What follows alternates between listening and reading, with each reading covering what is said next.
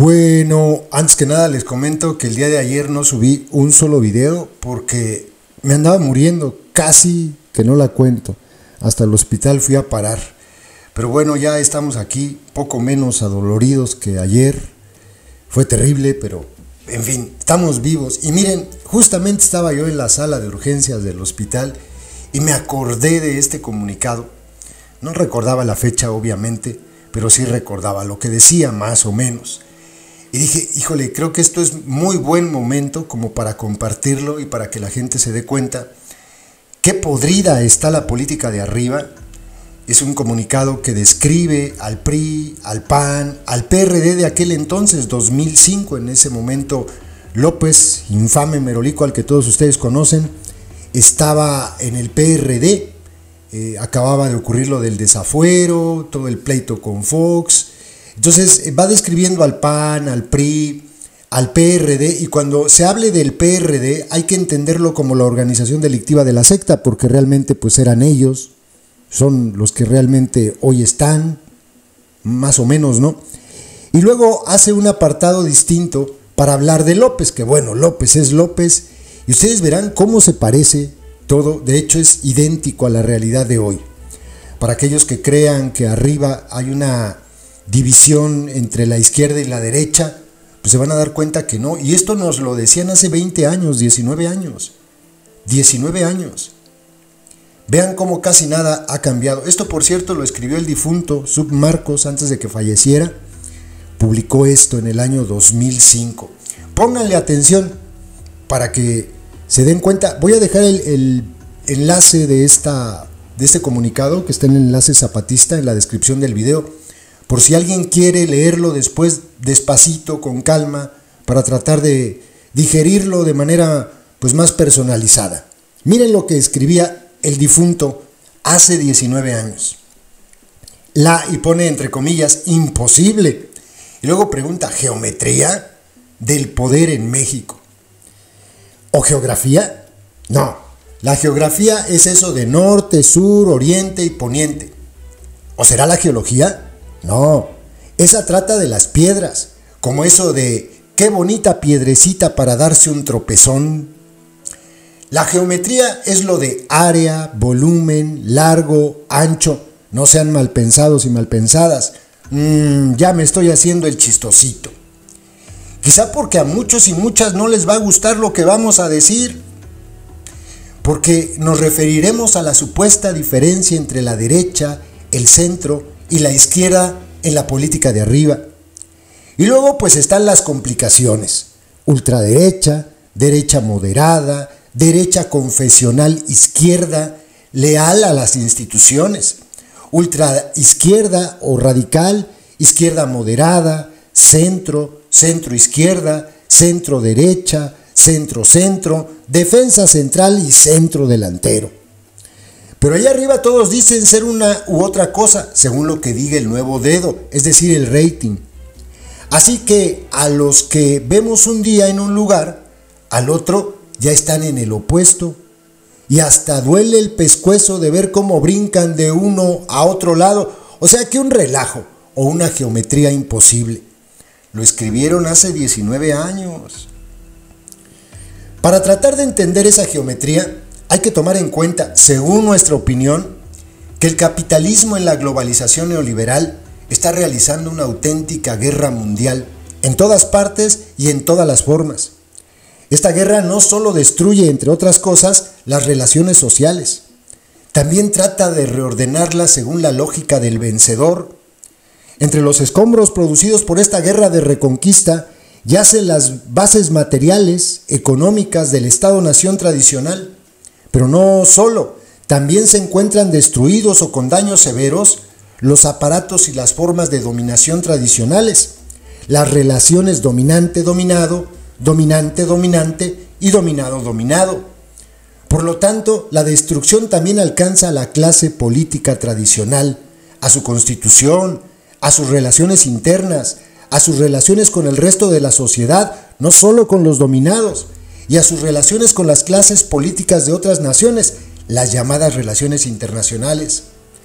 De esta manera, la guerra neoliberal ha desfigurado la política tradicional y la hace marchar al ritmo de un spot publicitario. Y la destrucción provocada por la bomba neoliberal en la política mexicana ha sido tan efectiva que, también según nuestro modesto punto de vista, allá arriba no hay nada que hacer. Si acaso programas cómicos, como La Mañanera. Se supone que allá arriba, por ejemplo, hay centro, izquierda y derecha. Pero en tiempos electorales todos se amontonan en el centro. O sea, que como que la geometría se encoge y todos se amontonan en el centro gritando "yo soy". Y aquí es donde le va a doler el callo a los aplaudidores del PAN. Yo soy, dice el Partido Acción Nacional. El PAN, el partido de la nostalgia por la lucha democrática, Gómez Morín y el humanismo político. La nostalgia por el Opus Dei, el Muro, la Asociación Católica de las Juventudes Mexicanas y Canoa.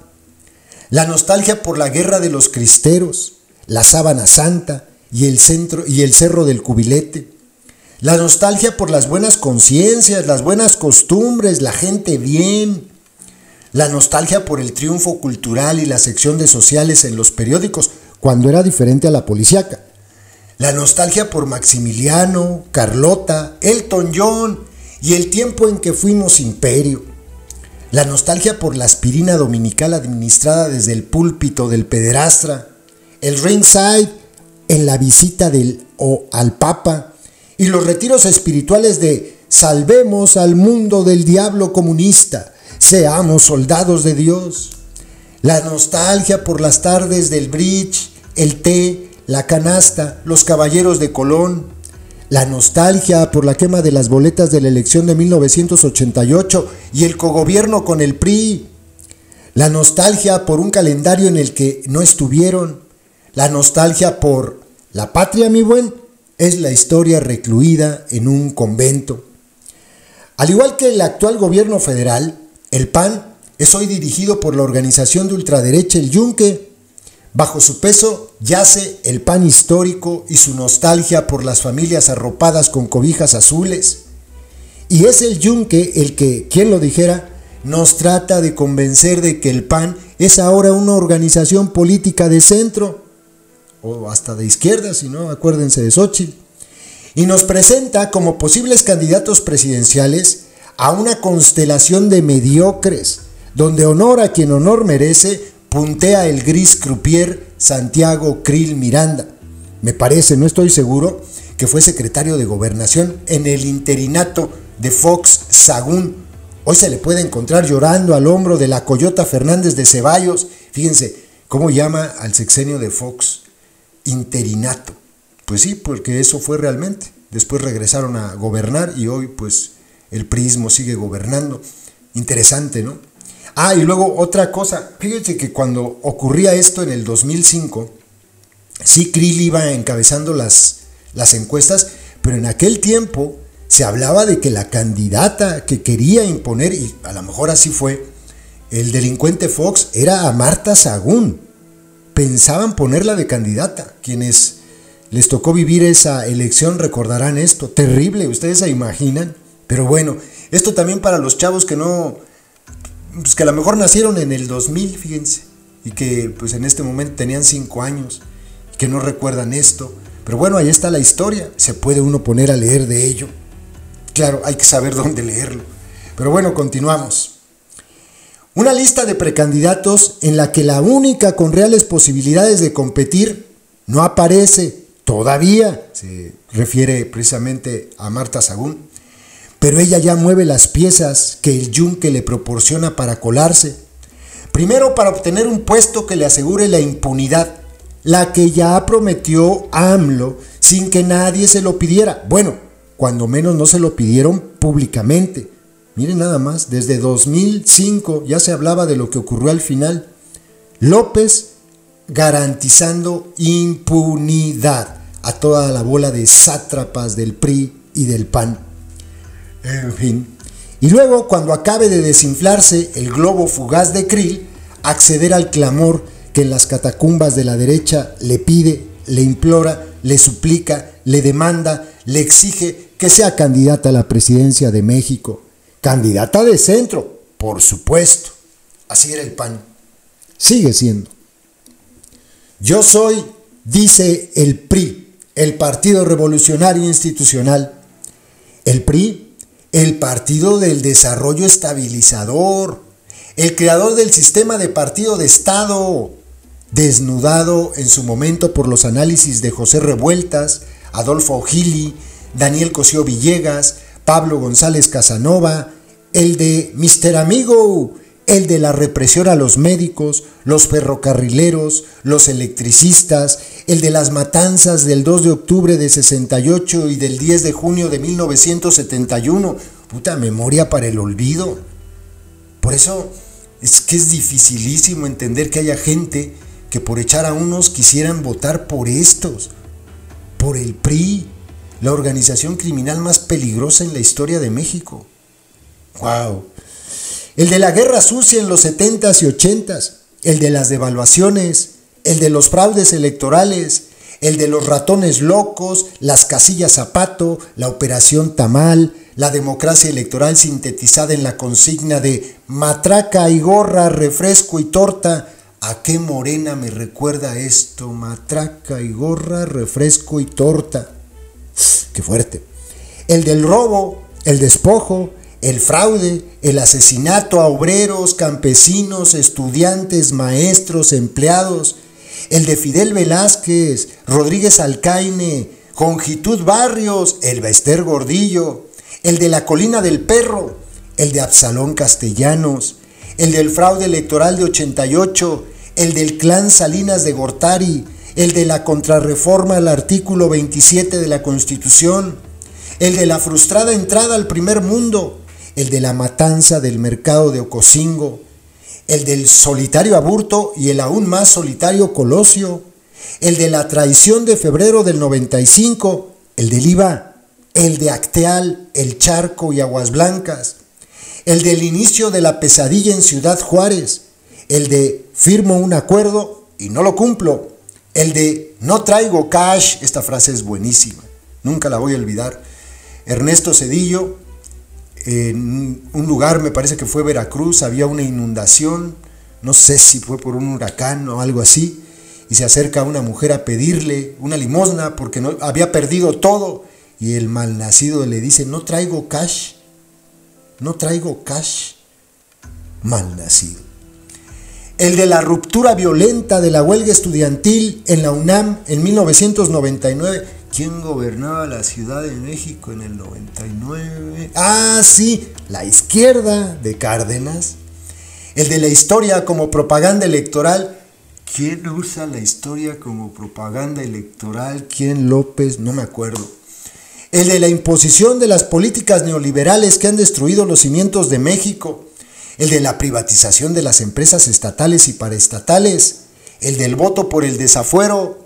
El del crimen organizado en partido político, el de la patria, mi buen, es una puta que regentea el más picudo, o sea, yo mero. Sobre el PRI, no hay mucho que agregar a lo dicho y padecido de él.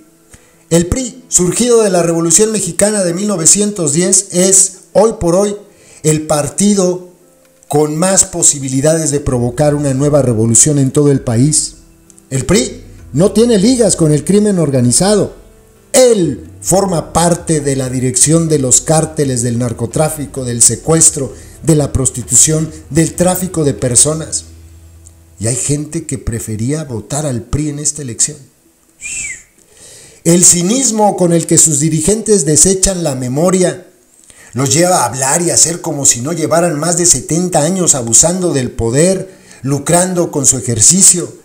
Las precampañas y campañas del PRI son el mejor vehículo para provocar la indignación de la gente y su rebelión. Ejemplos: Enrique Jackson financia su campaña con dinero del crimen organizado, es decir, el narcotráfico, la prostitución y el secuestro. Lo usado para publicidad televisiva lo obtiene de los rescates por el secuestro de miembros de las familias pudientes a las que ahora promete orden en horario estelar. En su lado, Roberto Madrazo, el gángster sin escrúpulos, Ha pasado de planear la eliminación de sus contrincantes a planear su seguridad para que no lo asesinen a él, aunque el traer como perrito faldero al Croquetas Albores no lo protege de nada.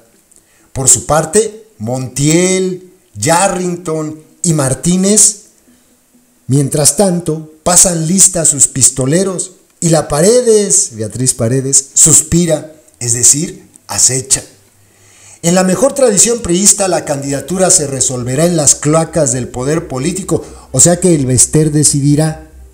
La violencia criminal que azota al país no es más que la lucha entre los cárteles por la candidatura presidencial del PRI. Hoy, ¿cómo se parece esto a lo que ocurre hoy? Los que pierdan se irán junto con sus jefes priistas, no a la cárcel, sino al PRD. Ah, caray. Los que pierdan del PRI, junto con sus jefes priistas, no se van a ir a la cárcel, sino al PRD, o sea, a Morena. Fíjense cómo se parece. Escrito hace 19 años, conste, la secta ni siquiera estaba en planes, ni siquiera. Quien quede nos dirá que es de centro.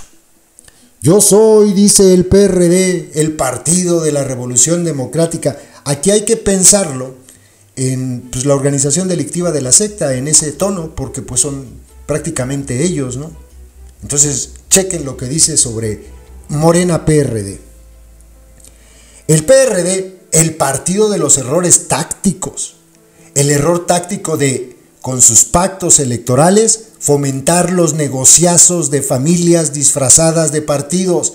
Partido Verde Ecologista de México, Partido de los Encuerados Sociales, Partido del Trabajo. Fíjense nada más qué tipo de personajes. El Partido de los Encuerados Sociales con Hugo Eric Flores, de la ultraderecha, del Yunque, el abogado de los paramilitares de la masacre de Acteal. Con ellos se aliaron hace 6 años. El Partido del Trabajo, fundado por el que hoy va a ser senador, Anaya, amigo de Carlos Salinas de Gortari, compañero de escuela. El Partido del Trabajo fue como el Wonder que creó Bimbo para hacerse competencia. Con ese se aliaron. El Partido Verde del Niño Verde y su papá, el de las farmacias no son similares, son las de farmacias del ahorro. Ese mero, y se aliaron con ellos. Hoy, por cierto, segunda fuerza política en la Cámara de Diputados.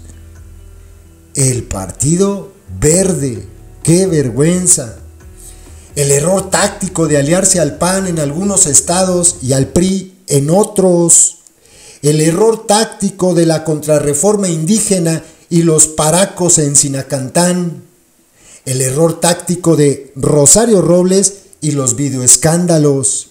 El error táctico de hostigar y reprimir el movimiento estudiantil de la UNAM en 1999, ya lo decíamos, con Cárdenas.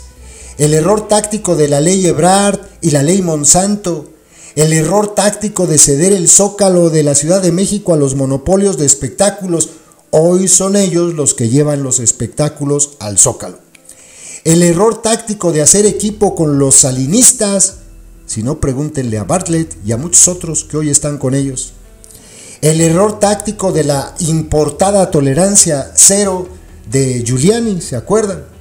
Y de perseguir a jóvenes homosexuales y lesbianas por el delito de ser diferentes. El error táctico de traicionar la memoria de sus muertos, hacer candidatos a sus asesinos, Manuel Bartlett, Tomás Yarrington, y reciclar a los desaforados de las candidaturas priistas. Podría dar una lista enorme aquí de eso. El error táctico de convertir movimientos populares en burocracias partidistas y gubernamentales, algo que ocurrió con la llegada de la secta. El error táctico de manipular las muertes de Digna Ochoa y Pavel González para halagar a la derecha. El error táctico de la indefinición frente a los movimientos de resistencia, ¿se acuerdan de Gaza? Y liberación en otros países. De bajar la cabeza frente al poder norteamericano, ¿se acuerdan de Trump? Me pones 26,000 militares en la frontera, porque si no, te voy a poner aranceles en todos tus productos. Sí, señor Trump. ¿Se acuerdan? ¡Ay, qué fuerte! Y de tratar de congraciarse con los poderosos. El error táctico de sus luchas intestinas y los fraudes en las elecciones internas, denunciadas por Ebrard, el malquerido Monreal, e incluso hasta el histriónico Gerardo Fernández Noroña. ¿O a poco ustedes me van a decir que no hay chapuza en las elecciones internas de la organización delictiva de la secta y que las famosas encuestas son ciertas? No manchen.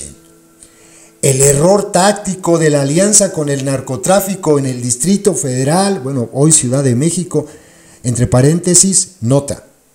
Leer el libro de Anabel Hernández, último capítulo, el último libro, el de los secretos de López, que se llama La Heredera, leerlo.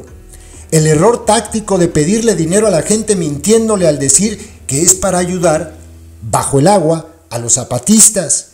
El error táctico del cortejo vergonzante a los sectores más reaccionarios del clero.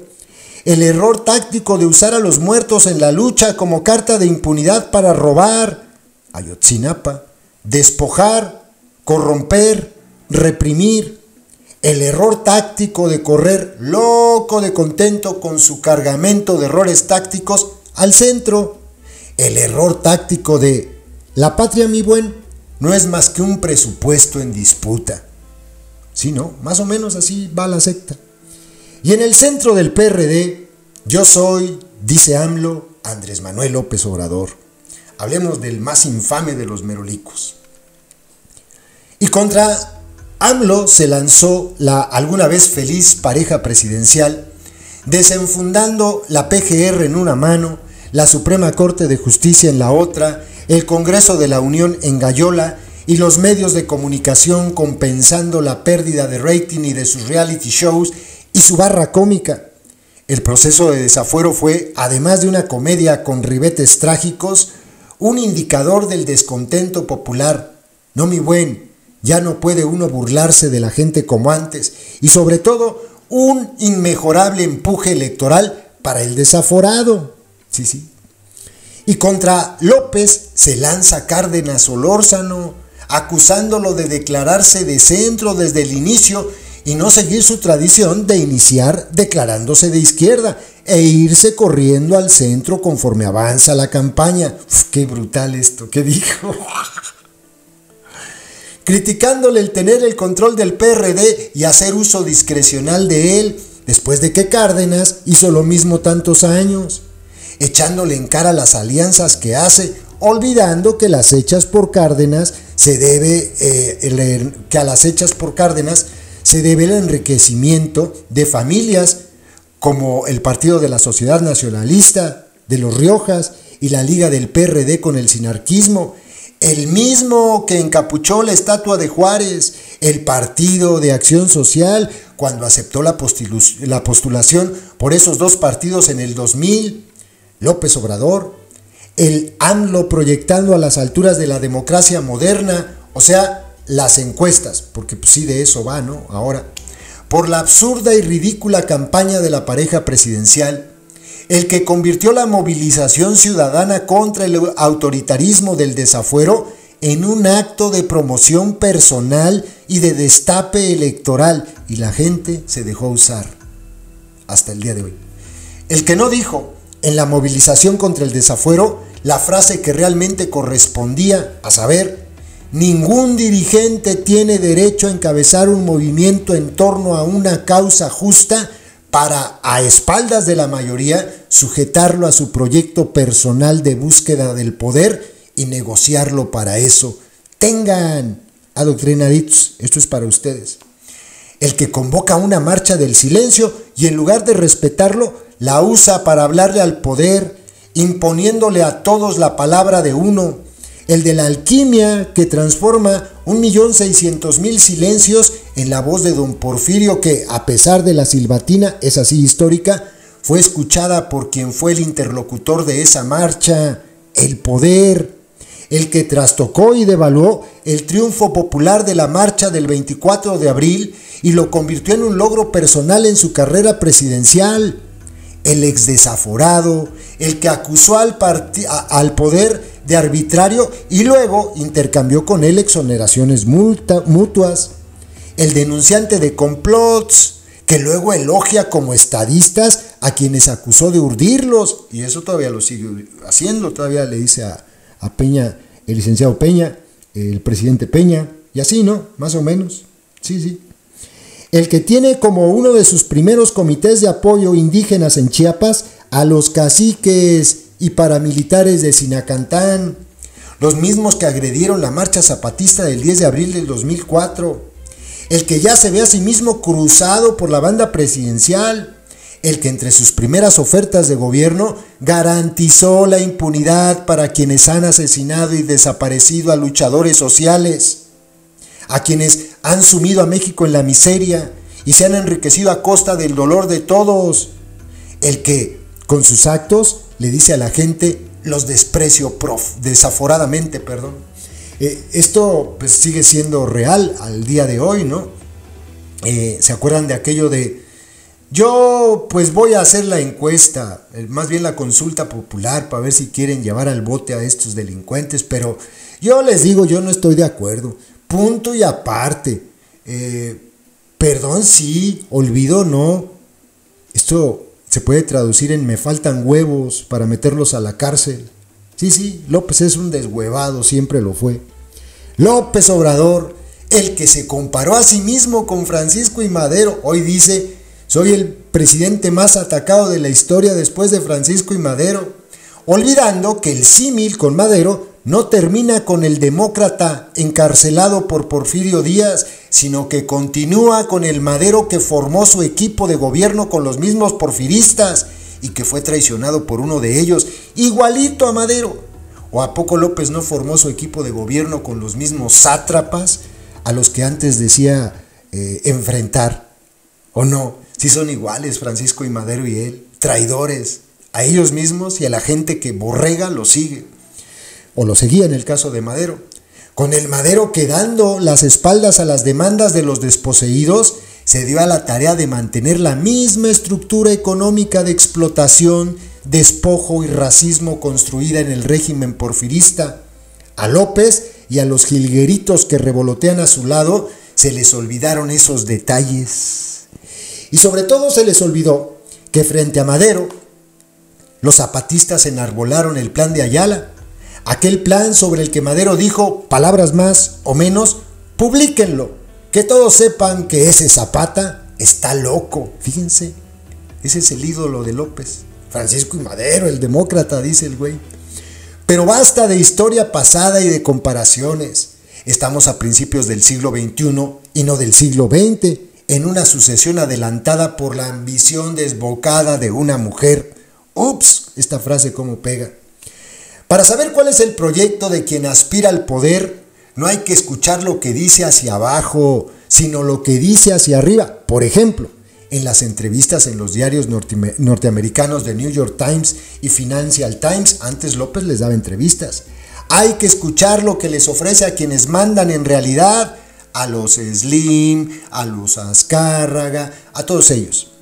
La oferta central del programa presidencial de López no es vivir en Palacio Nacional y convertir Los Pinos en la nueva sección del bosque de Chapultepec. Es estabilidad macroeconómica, es decir, ganancias crecientes para los ricos. Por eso en este sexenio los ricos se volvieron más ricos. Por eso en este sexenio Carlos Slim rebasó por primera vez en su vida una fortuna de 100,000 millones de dólares. Por eso está tan contento Slim. Y despojos, más bien miseria y despojos crecientes para los desposeídos y un orden que controle el descontento de estos últimos. O sea, sus programitas sociales. Tengan.